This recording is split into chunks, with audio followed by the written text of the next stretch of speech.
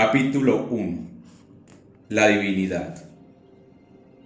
Es simple y sencilla la divinidad cuando se comprende a la luz de la conciencia, pero resulta difícil cuando tratamos de describirla con conceptos y razonamientos intelectuales, convirtiéndose en un tema bastante difícil y espinoso de abordar.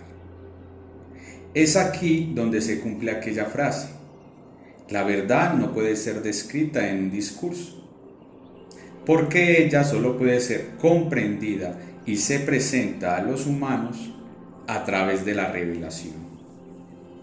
Sin embargo, en un estudio sobre teología, la divinidad es el tema principal, y a pesar de las limitaciones que este tema implica, trataremos de abordarlo con método científico hasta donde nos sea posible, para tratar de llegar a la comprensión de aquello que es indescriptible. Empezaremos por transcribir fragmentos de diferentes textos sagrados donde los sabios de la antigüedad, a través de la historia, plasmaron lo que había vivido y comprendido sobre esta entidad impersonal e inefable llamada Dios. El hinduismo, a través del Bhagavad Gita, expresa: tú eres el Brahma supremo, lo último, la morada absoluta y la eterna persona divina. Tú eres el Dios primordial, trascendental y original, la belleza omnipenetrante, y eres el que no tiene nacimiento.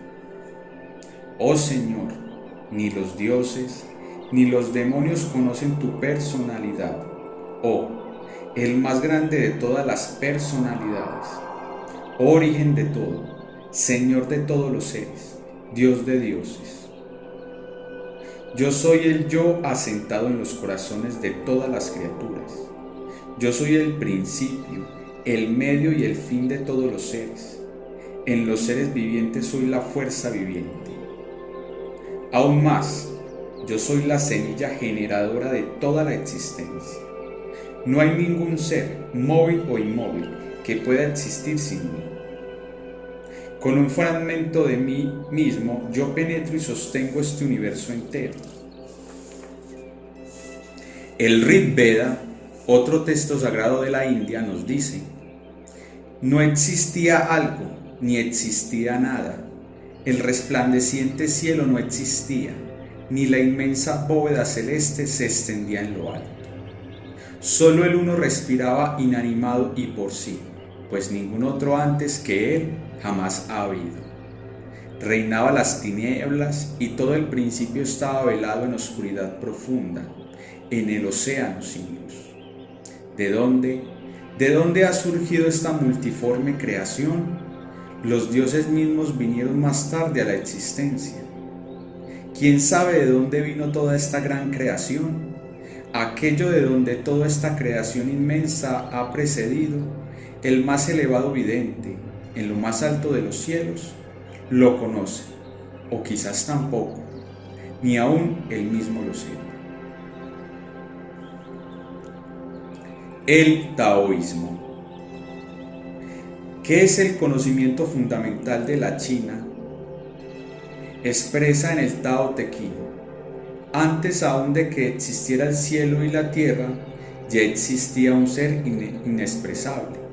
Es un ser vacío, silencioso, libre e inmutable y solitario.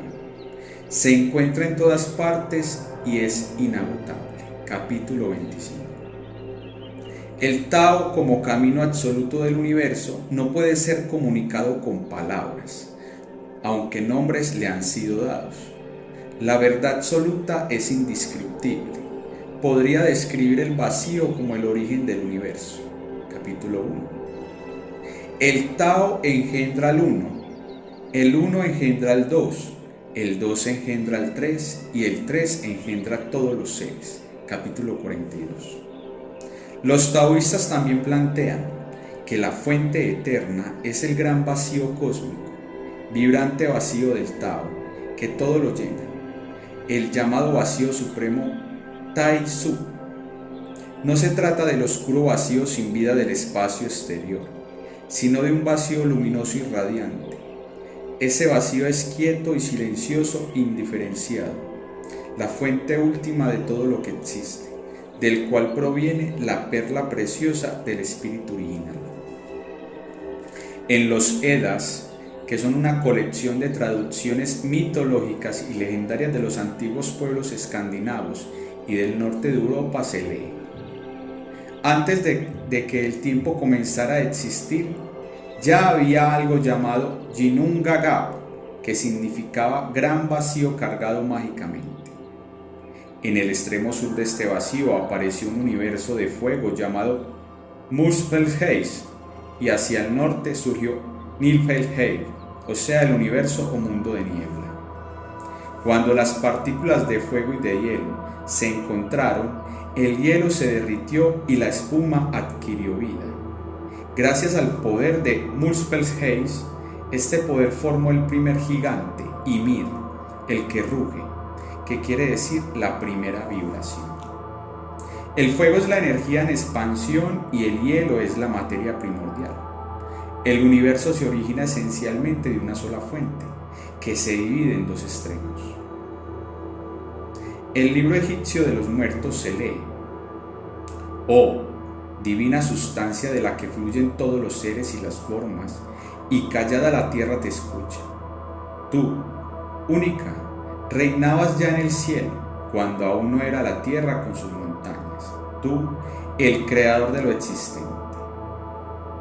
Como origen divino egipcio encontramos que Atun-Ra es fundador, el generador universal.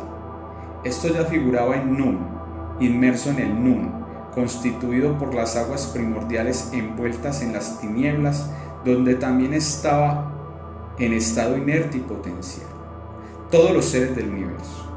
El Nun era el caos, el aspecto amorfo del no ser. Atun-Ra sintió en su corazón el deseo de manifestarse, se alzó contra Nun con un acto de voluntad y oposición creadora, y fue Ra, la luz, el sol creador, opuesto a las tinieblas, las hizo existir en la luz. El Popol Vuh, libro sagrado de los mayas, narra lo siguiente: al comienzo solo había inmovilidad y silencio, todo inmóvil, callado y vacía la extensión del cielo. No se manifestaba la faz de la tierra. Solo estaba el mar en calma y el cielo en toda su extensión. Solo había inmovilidad y silencio y oscuridad en la noche. Solo el Creador, el Formador, los progenitores estaban en el agua rodeado de claridad. Estaban ocultos bajo plumas verdes y azules, serpiente emplumada.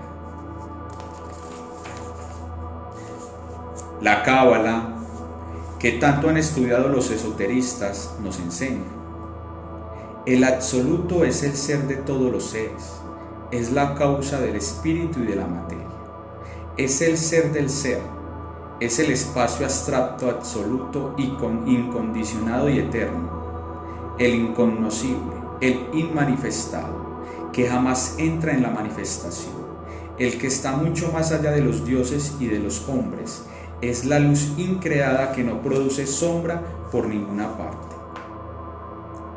Por medio de su divina luz increada, irradia de sí mismo una inteligencia, un poder. Esta primera emanación espiritual es el anciano de los días, y de sus entrañas surge el universo. Es el Padre y Madre de nosotros. Los pitagóricos expresaban que en los números se esconden las leyes de la creación y los misterios del universo. Así, del caos que es el cero, surge la creación y el orden, el uno.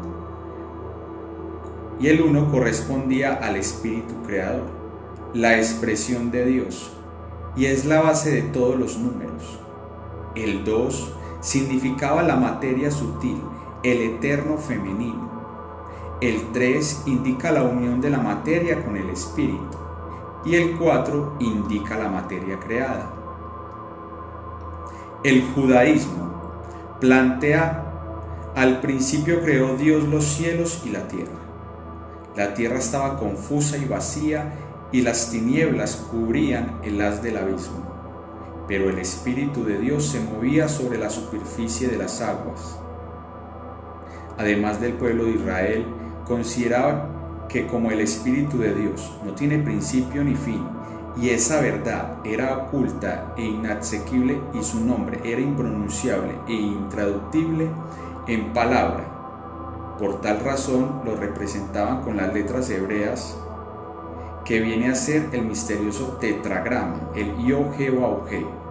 Estas letras esbozan la idea de omnipotencia divina y ocultaban un principio absoluto que comprendía en sí todos los principios de la vida y que expresaba una ley eterna, suprema e inmutable, que regula el universo y se manifestaba en la creación. Estas letras hebreas, al traducirlos al idioma latino, con las aclaraciones ya hechas al pie de página, quedaba JHVH. Con el devenir de los siglos, cuando inventaron un sistema de vocales para el hebreo, unos rabinos le pusieron las vocales E, O y A, así Jehová, confundiendo al Creador Todopoderoso con el jefe de toda la evolución angélica o débica, el Señor Jehová de los ejércitos. Otros rabinos le asignaron las vocales A y E, quedando Yahvé, confundiendo al Todopoderoso con un ángel caído. El cristianismo.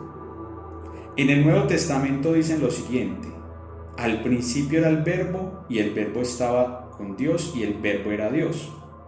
Las cosas todas fueron hechas por Él, y sin Él no se hizo nada de cuanto ha sido hecho. En Él estaba la vida, y la vida era la luz de los hombres. Además, el Maestro Jesús enseñaba a unos discípulos en un evangelio apócrifo lo siguiente: el Padre Universal no es un ser humano con largas barbas blancas, pero el ejemplo es válido. Él es el Dios de todas las cosas creadas, las criaturas, la causa centroprimera de todos los seres. Se debe pensar en Él como un creador, después como un controlador y por último como un apoyo infinito. Él es el autor eterno y el sustento infinito de toda la creación. Es difícil comprender la naturaleza de Dios. Lo importante es sentirla. La mejor manera para referirnos al Padre Universal es el amor, ya que Dios es un Dios de amor. El Padre Universal es una luz cegadora. Ningún ser material podrá contemplar el Espíritu de Dios y preservar la existencia terrestre. La luminosidad espiritual de esa presencia del Padre es una luz que ningún mortal puede soportar, que ninguna criatura material ha visto y que no podrá ver. En la inmensidad de la creación, Dios no trata directamente con las personalidades dotadas de voluntad. Lo hace instándose en lo más íntimo de cada ser y a través de un circuito de personalidades celestes. Solo nos resta entregar lo que la ciencia ha podido investigar en esta búsqueda del retorno a nuestros orígenes. Los científicos han comprobado a través de la física cuántica que el átomo, que constituye la materia conocida, está formada en un alto porcentaje por un tremendo vacío. Aproximadamente el 90% se ha planteado, por ejemplo, que si el átomo fuera del tamaño de la Tierra, los electrones serían como balones de fútbol, mientras que el núcleo sería una esfera de 130 metros de diámetro situado en el centro del planeta. Entre los electrones y el núcleo habría una distancia de más de 6.000 kilómetros. La mecánica cuántica plantea que todo el universo está formado por partículas subatómicas, electrones, protones, etc. Experimentos realizados en laboratorios han demostrado que estas partículas, que son las que constituyen todo lo creado, provienen de ese espacio vacío que no resulta ser tan vacío y que la energía sale de la nada y vuelve y desaparece en la nada, el vacío. Resulta que este vacío es un mar lleno de actividad incesante de campos eléctricos, campos magnéticos, ondas electromagnéticas invisibles, pero claramente activas. La actividad imperante de este vacío produce efectos físicos reales en átomos y partículas. Como quiera que los fenómenos y leyes naturales se repiten en lo infinitamente pequeño y en lo infinitamente grande, también se ha encontrado que en el espacio interplanetario que hay entre los astros, hace unos 30 años se consideraba que estaba totalmente vacío, mas sin embargo, hoy ya se sabe que se encuentra lleno de polvo de estrellas, fragmento del mismo Sol, partículas llamadas plasma que vienen a ser la sangre de la vida en el universo. Es la forma más común de materia. Este es el llamado viento solar por los astrónomos, que depende de la actividad del Sol, y un sinnúmero de energías y fuerzas que mantienen el equilibrio de la creación. Es así como la ciencia ha comprobado que la materia está desmaterializada y que el verdadero poder reside en la nada, el vacío, que lo es todo. Como podemos ver, estos argumentos científicos ratifican y no contradicen las explicaciones religiosas y filosóficas que plantearon los antiguos sabios en los diferentes textos sagrados sobre el Creador, Dios o aquella causa que originó todo. No se debe confundir este vacío interatómico e interplanetario con el gran vacío fuente de toda creación. Como la ciencia se va acercando poco a poco a través de sus investigaciones a ese gran vacío que se encuentra en las dimensiones superiores de la naturaleza, y es así como podemos comprender desde un punto de vista científico el dogma religioso de que Dios está en todas partes, ya que Dios mora en el vacío y el vacío lo cubre todo. Las diferentes formas religiosas que nos han precedido, todas ellas, aunque en diferentes formas y con diferentes nombres debido a su correspondiente idiosincrasia cultural y a su momento histórico, hablaron de los mismos principios religiosos y doctrinarios. Se puede concluir entonces que toda la creación ha partido de una misma fuente y que esta fuente divina es su más elevada expresión e inmanifestada, indescriptible e incomprensible por la mente humana, por lo que hace que aquello que es verdad no sea propiedad de nadie y que no se pueda dar, narrar o describir. Es espíritu creador del universo, pues expresarse con la boca que el ojo ha de ser muy brillante de percepción, el corazón debe estar muy atento para que se revele de repente a través de la propia conciencia. Solo el corazón puede expresar lo que él es. Si se presta una profunda atención, puede conocerse de repente, pero con la misma rapidez puede perderse este conocimiento. No es extraño entonces que el ser humano se vea siempre motivado hacia la adquisición de todo lo nuevo y que lo conocido y rutinario no le agrade o lo sature, lo que va llevando a que la mente humana no la llene nada ni nadie y solo quede satisfecha con las grandes realidades del mundo interior, del espíritu.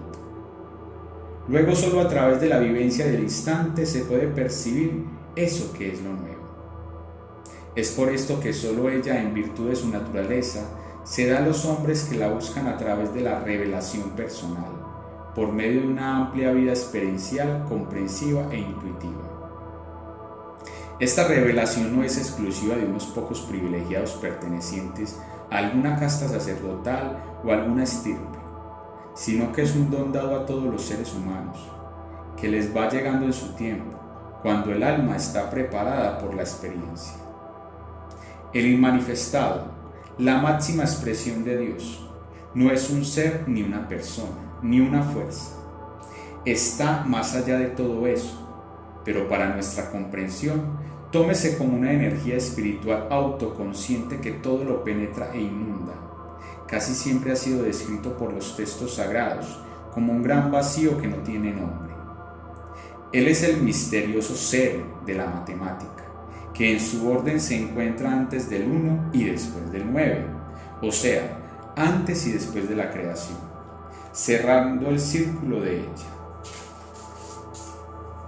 Este misterioso cero es el que, matemáticamente hablando, en una ocasión no vale nada cuando va a la izquierda, y en cambio en otras ocasiones da un inmenso valor cuando va a la derecha. Aún la ciencia, a través de la astronomía y la física cuántica, aunque en forma muy lenta, se va acercando poco a poco a los planteamientos filosóficos y religiosos sobre nuestros orígenes. De ahí que la teología gnóstica, en esta era de luz, plantee, dentro de la búsqueda de la verdad, en el aspecto psicológico y filosófico, volver a la simplicidad, al no pensar, al vacío, que es la unidad, el punto de partida. La Trinidad. Conocida como la primera Trimurti por los cabalistas, al igual que el inmanifestado se encuentra representada en todas las diferentes formas religiosas.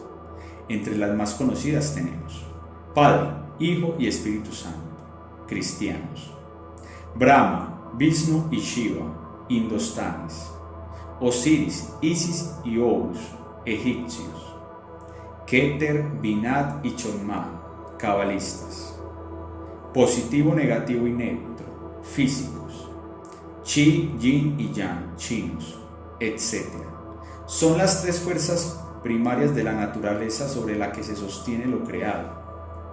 Escrito está en los libros sagrados de Dios, el Espíritu inmanifestado, para manifestarse se desdobla en el Uno, el Padre, y este a su vez se desdobla en la Madre, el Dos, y en la unión de estos dos surge el Tres, el Hijo, y de ellos surgen todas las cosas. Ahí se encuentra el misterio de la Trinidad, de los cristianos y del santo triamasicano de los ocultistas. En realidad, la Trinidad no son individuos ni divinos, ni humanos como normalmente pensamos los hombres. Son sustancias cósmicas, fuerzas espirituales y energías trascendentables, terriblemente divinas. Estas tres fuerzas primarias de toda la creación son la corona de la vida y el resplandeciente dragón de la sabiduría. Al igual que con el inmanifestado, el limitado pensamiento moral no puede concebir su naturaleza. Luego hay que percibirla con el corazón. El Dios Espíritu es uno y es trino en el gigantesco plan de creación universal. El Dios Padre establece sus designios y conjuntamente con su Hijo los activa y revela, mientras que el Espíritu Santo, el Dios de la acción, por su parte los ejecuta. Cada uno desempeña un ministerio personal en la obra de la creación. Los tres son uno y sus acciones son una. Del Padre depende la creación, del Hijo las realidades y los valores del Espíritu, y es quien gobierna y sostiene los reinos del Espíritu. Y el Espíritu Santo pone en práctica, vigila y mantiene lo que el Padre procede. El Padre es la primera persona de la Trinidad, el anciano de los días, el primer Logos, el Uno. Es también conocido como Brahma, Osiris, Tum, Horus, Zeus, Júpiter, etc. Es el primer desdoblamiento del inmanifestado, es el supremo creador, es eterno e infinito. Su naturaleza absoluta lo impregna todo. El amor es el título que mejor lo define. Mora en la región de Keter, según la Cábala. El Padre Universal es creador y controlador. Se encuentra en todas partes y en todo momento. Él tiene la divina facultad de fraccionarse en chispas divinas y vivir en lo más profundo de sus hijos. Es así como nosotros llevamos el sello de la divinidad. Somos sus hijos y en consecuencia somos Dios. A Dios no hay que buscarlo afuera. Él nos ha regalado parte de su esencia. Es por eso que Él está más cerca de nosotros que nuestras propias respiraciones. Cada criatura mortal dotada de inteligencia u voluntad, recibe directamente del Padre una chispa del mismo, enviada desde el paraíso para ayudarle a desarrollar su alma inmortal, destinada a sobrevivir portada a la libertad. El Hijo es el segundo Logos y corresponde a la segunda persona de la Trinidad. Es el Hijo, el Cristo, fuerza universal y cósmica. Mora en el mundo de Chonma, es el fuego mismo que arde en toda la creación y subyace en el fondo de toda la materia. El Hijo Eterno es el centro espiritual y el divino administrador del gobierno espiritual del universo. Como el Dios Padre es espíritu, El trabajo de Dios Hijo es revelar al Dios Padre a toda la creación. Él se expresa en una forma personal y absoluta a través del Hijo. Es el Hijo el horno eterno del que emana toda energía espiritual. Él envuelve todo lo creado a través de unos inmensos circuitos espirituales. El Hijo eterno también ha sido llamado Vishnu por los indostanes, Horus por los egipcios, Quetzalcóatl por los aztecas, Ahura Mazda por los persas, Apolo por los griegos, etcétera, etcétera. Cristo no es ningún tipo de individuo humano divino, es una sustancia cósmica que se halla en todo el espacio infinito. La energía solar es luz astral, su esencia es el poder cristónico. El Cristo es el logo solar cuyo cuerpo físico es el sol. La sustancia cristónica se manifiesta a través de la luz del sol. Es que la hace crear la planta y brotar la semilla. El principio crístico jamás ha faltado en religión alguna y deviene de arcaicos cultos al dios del fuego, al dios sol. De ahí que todas las culturas antiguas le rindan culto al sol. Desde comienzos de la historia, el completo poder del sol sobre la tierra ha dejado al hombre perplejo. Por milenios los movimientos del sol controlaban los rituales y ceremonias de la vida diaria. Los hindúes tenían leyendas del dios del sol, Vishnu. Los faraones de Egipto personificaban al dios Ra.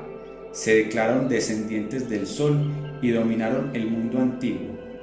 Los mayas erigieron templos pirámides al dios del sol. Igualmente sucedió con los antiguos pueblos de Mesopotamia, Grecia y del norte de Europa, etcétera, etcétera. Sin embargo, es probable que el mundo antiguo no sospechara que el sol tenía más poder que lo que imaginaron en relación a su destino. Solo ahora que el hombre con la ciencia moderna va tras sus orígenes, por medio de experimentos científicos y con la ayuda del computador y de los satélites especiales, se ha podido demostrar la incidencia que tiene el Sol en la evolución de la vida en el planeta. Es el caso de las manchas solares que determinan el clima, las cosechas, los ciclos de natalidad y sequías, etcétera, etcétera. Con el nacimiento del Sol también nacen los ingredientes de la materia viva. Los elementos químicos de la vida tienen origen en la vida y la muerte del Sol. Luego nuestra conexión con el Sol va más allá de lo que jamás imaginamos.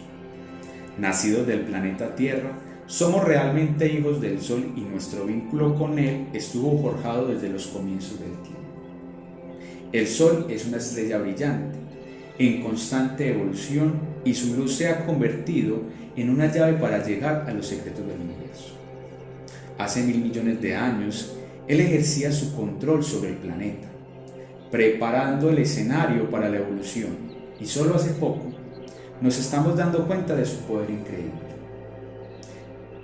Sin contar que la ciencia todavía no ha encontrado que el astro rey es además una entidad energética y espiritual conectada a los grandes circuitos espirituales del Padre que vienen del centro de la galaxia y de las profundidades del universo. Es así como la evolución de los hombres es controlada y manejada a través de las vibraciones planetarias, principalmente la del Sol, que es la que determina nuestra personalidad. De eso dejaron constancia el antiguo pueblo de Mesopotamia con la astrología. Cuando un maestro asimila el principio crístico universal, se cristifica. En todas las épocas de la historia se han presentado de estos maestros. Es el caso de Hermes Trismegisto en Egipto, Jesús entre los judíos, Krishna en la India, Fuji entre los chinos, etcétera, etcétera. El tercer logos es el Espíritu Santo de los cristianos, la tercera fuerza de la Trinidad. Mora en la región de Binah, según los cabalistas. Ha sido llamado Shiva por los hindustanes. Este se desdobla en el eterno femenino, la divina madre Kundalini, llamada Shakti en la India, e Isis por los egipcios, y Virgen María por los cristianos. Ella es la esposa divina de Shiva y es a esta divina pareja a quien representa el sacerdote y la sacerdotisa en el altar gnóstico. La tercera persona de la deidad es divino ejecutor de los planes del Padre y del Hijo. Es el que actúa, es el supremo guía, es el Espíritu Madre de la creación. Al igual que los dos anteriores, está presente en toda la creación. Él es la presencia viva del Hijo, el Crestos. Es por el tercer Logos que los hombres descubren al Hijo y al Padre, cayendo sobre los corazones y abriendo la inteligencia, haciendo comprensible las revelaciones dadas a los hombres. El tercer Logos es el Dios manipulador de la energía. Penetra en la creación física y material de los universos, controlando, provocando o anulando cuanta energía ha existido, existen y existirán. Por él y en él se desarrollan los movimientos de los astros. Es quien coacciona las fuerzas que sostienen los mundos en la nada, y es él quien provoca los cambios en las entrañas de los soles y de los planetas. Es él quien anula o coordina, estabiliza o impulsa todas las corrientes energéticas físicas, visibles e invisibles de los universos. Las personalidades celestes, angiología. Son todos aquellos seres derivados de la divinidad, pero que no son la divinidad. Se encuentran en diferentes escalas del proceso evolutivo y ascendente hacia el Padre. Conforman el círculo consciente de la humanidad. Viven en otras moradas, como dijera el venerable Maestro Jesús. En el reino de mi Padre hay muchas moradas. Estas otras moradas pueden ser llamados mundos civilizados y sus habitantes con el conocimiento de una tecnología interna, y espiritualmente todavía estamos muy retrasados, ya que nos comportamos como los mismos cavernícolas de antaño, pero con la diferencia que en vez del garrote tenemos el computador, los satélites espaciales, bombas atómicas y de hidrógeno, y el más sofisticado armamento dedicado a destruir a nuestros semejantes y a nosotros mismos, y a lo que es peor, a nuestra casa, el planeta. Para ser un ciudadano del cosmos es necesario tener un alto nivel evolutivo y espiritual, y que además vive en función de la ley fundamental del universo, el amor, dedicándose al servicio del Padre Universal, como es el caso de estos seres celestes. Son estas otras moradas del Padre, conocidas por los cabalistas como los Sefirot, o regiones del cosmos. Recordemos que en el universo existen realidades intangibles que no pueden ser percibidas con los sentidos de percepción externa. Un ejemplo claro de ello lo tenemos a nivel tecnológico con los campos y niveles de energía. Es el caso del campo eléctrico, campo magnético, fuerza magnética y los niveles de energía del átomo, etc., que ningún científico podrá negar. Es así como la vida y los mundos espirituales también son realidades intangibles, que por ahora solo se pueden percibir con niveles superiores de conciencia, debido a que los sentidos que poseemos cada vez se encuentran más atrofiados y limitados. Pero la ciencia, poco a poco, irá descubriendo, y más ahora, cuando Albert Einstein, el alemán Kaluza, ha demostrado que existen otras dimensiones en la naturaleza. Esta red de seres celestes son perfectos desde un punto de vista potencia, aunque tienen necesidad de ir adquiriendo experiencia para lograr así una perfección manifiesta. Esa experiencia, según las leyes celestes, solo puede lograrse a través de su paseo por niveles materiales inferiores, y para comprender mejor diremos que toda esa incontable población celeste se mueve según su naturaleza en diversos niveles de energía e inteligencia. El Padre Universal no actúa directamente en la creación, son sus jefes delegados y personalidades espirituales quienes le representan en el gobierno de lo creado, y nada, absolutamente nada, queda al azar. Todo eso obedece a su propia voluntad. Así el Padre gobierna desde lo más alto hasta lo más bajo, y son sus hijos quienes le representan y le sirven, según su grado evolutivo. Es así como toda la creación es vigilada, protegida y sostenida por una miríada de criaturas excelsas que proceden del Padre. Esta casi interminable lista de jerarquías de seres conscientes que dirigen, animan y vigilan el cosmos Varían casi hasta el infinito en sus grados respectivos de conciencia y de inteligencia, y cada uno de ellos una misión que cumplir de acuerdo con su especialidad. A todos ellos los caracteriza un amor infinito al Padre Universal y a sus hermanos.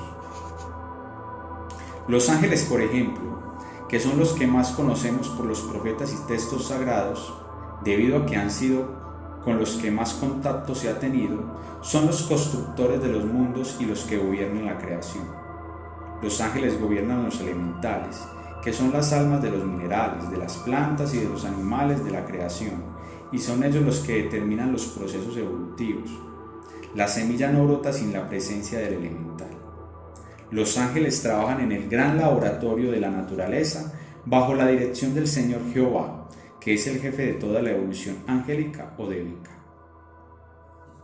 Unos ángeles manejan los procesos de la vida, otros los procesos de la muerte y así sucesivamente. Por ejemplo, el ángel guardián vela por cada criatura moral. Él nos acompaña siempre por expresa voluntad del Creador.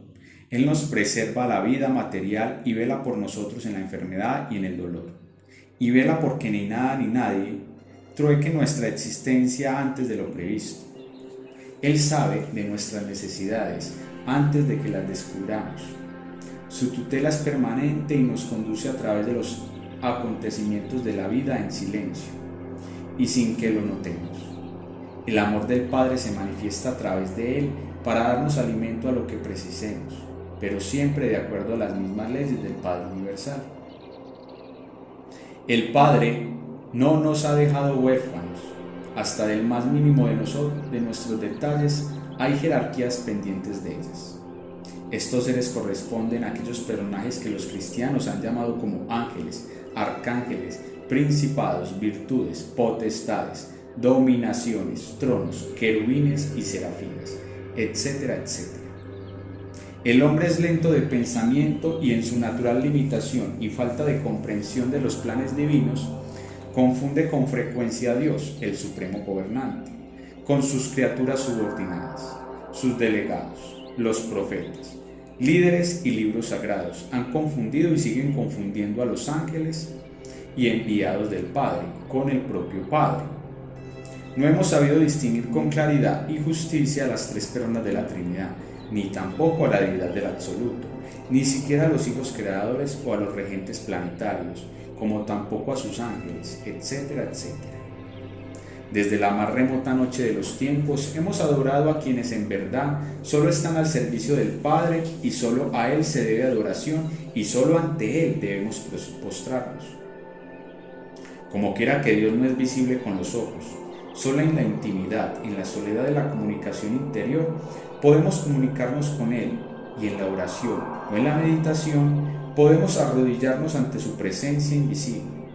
Solo ante Él podemos hacerlo, nunca ante nadie, así sea un hermano mayor, llámese ángel, arcángel, querubín, serafín, etcétera, etcétera. Entre estos métodos de comunicación con nuestro Dios interno es mejor la segunda, ya que en la oración somos dos, en la meditación en cambio somos uno con la divinidad y nos fundimos en ella. Para dar a entender mejor a nuestro limitado intelecto sobre la idea de la creación y el Creador, vamos a ver el siguiente ejemplo. La creación es como una gran familia. En ella reina y gobierna el Padre y el Hijo. La Divina Madre ostenta la misericordia. En ella participan los hijos mayores de la deidad en los mundos evolucionados y los hijos menores en los mundos incivilizados. La justicia, el amor y la rectitud cubre la gran familia, y como una familia humana, los hijos menores deben crecer en espíritu y sabiduría para integrar y aproximarse al Padre y a la Madre, conociendo así sus voluntades y designios. Al infante le basta con el amor a sus padres. El adolescente no le basta con el amor. Su personalidad demanda conocer y el padre y la madre se entregan entonces al hijo, abriendo las puertas de la inteligencia. Pero esto exige un tiempo, exige un crecimiento. El adulto, en cambio, se va encargando de asistir al padre en sus funciones del crecimiento y desarrollo de la familia. Llegará el día en que los hijos menores estarán en presencia del padre y de la madre, conscientes y preparados para asumir sus designios.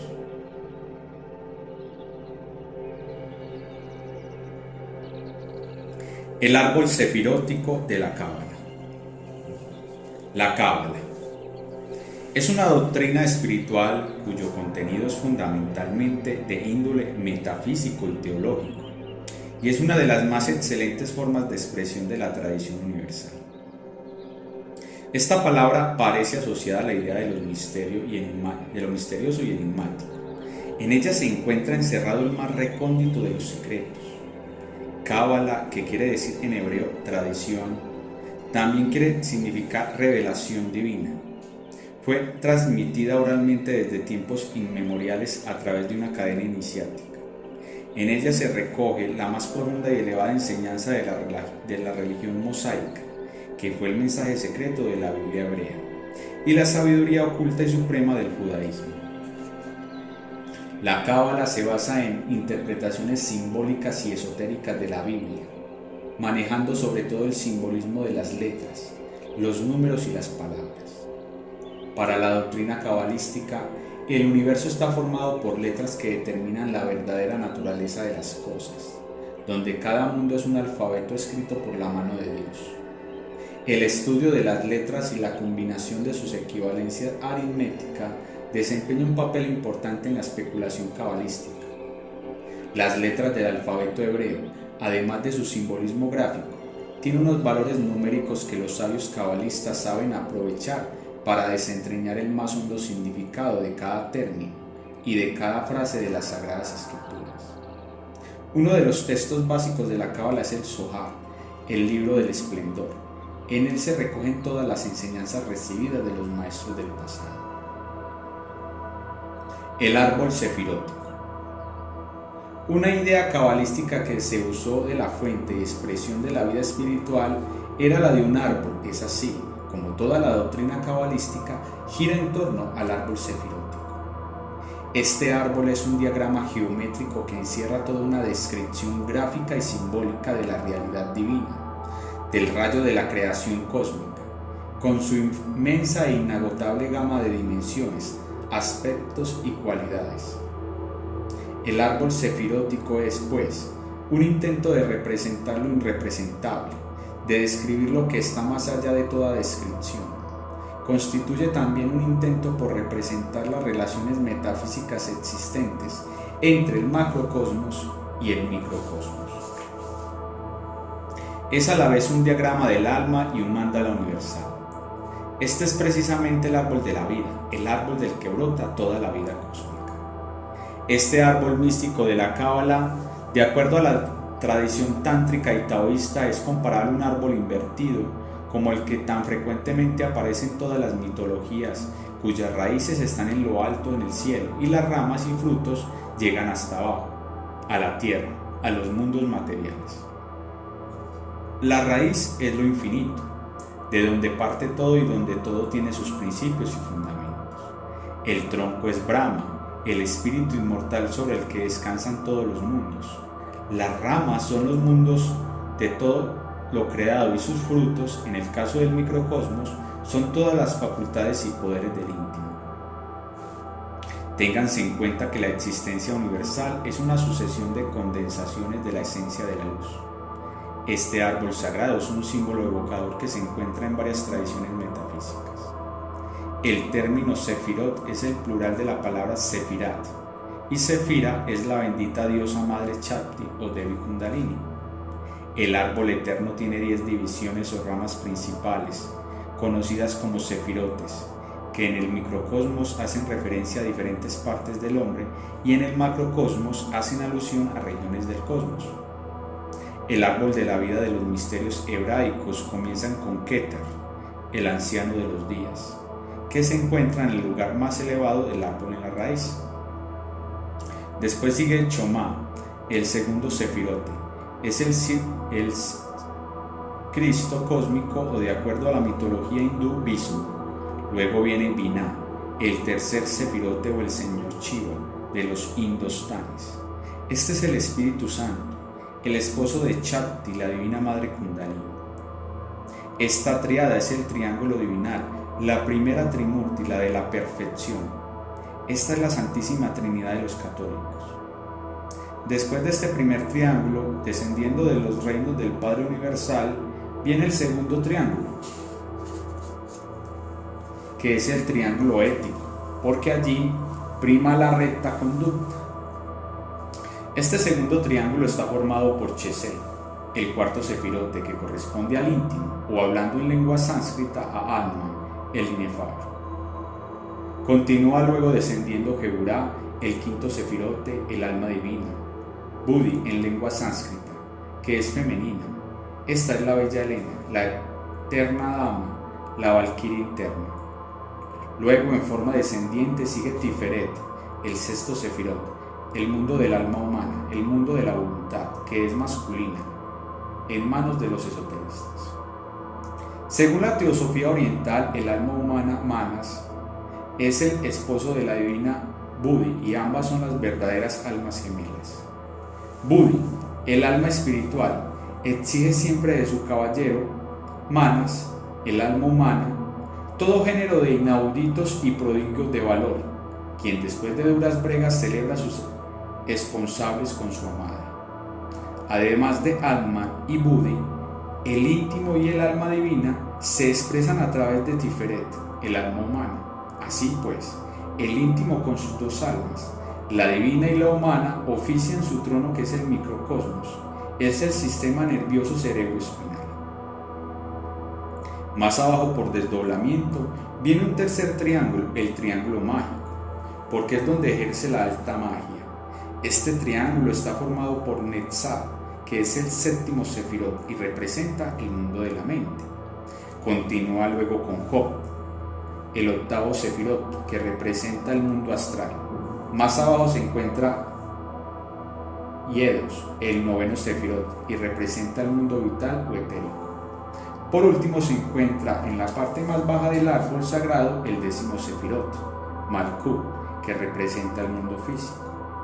Estos 10 sefirotes que emanan del absoluto son regiones del universo que se penetran y compenetran sin confundirse, y en cada uno de ellos se manifiestan múltiples formas de vida. El árbol sagrado de la vida es uno de los dos árboles que se encuentran en el Edén según la mitología bíblica. En él la corona sefirótica está compuesta por la primera trimurti, el primer triángulo, el del Padre, el Hijo y el Espíritu Santo. De esta corona sefirótica nace el íntimo, que está envuelto en 6 vehículos que son el físico, el vital, el astral, el mental, el causal y el búdico, que se compenetran en el microcosmos formando el hombre y en el macrocosmos formando la creación. Del alma humana sale una fracción que subyace en lo más profundo de la psiquis del hombre. Se le llama esencia, conciencia o udata. Esa esencia es el material psíquico, la materia prima con la cual podemos fabricar el alma humana. El Adán Kamón. La imagen del árbol sefirótico es representada muy a menudo bajo la figura humana. En este sentido, el árbol sefirótico se convierte en la plasmación gráfica de lo que la terminología cabalística llama como el Adán Kamón, el hombre universal y hombre arquetípico, que encarna la plenitud de la naturaleza humana hecha imagen y semejanza de Dios. En la aplicación al hombre del árbol sefirótico, para que el hombre sea un auténtico árbol de vida, él debe descubrir y actualizar el misterio sefirótico, que porta dentro de sí como un luminoso tesoro que espera ser encontrado. Es pues el Adán Kamón, el hombre celeste, aquel que ha realizado los 10 sefirotes en sí mismo, resplandece en el mundo de la luz con inefables esplendores crísticos.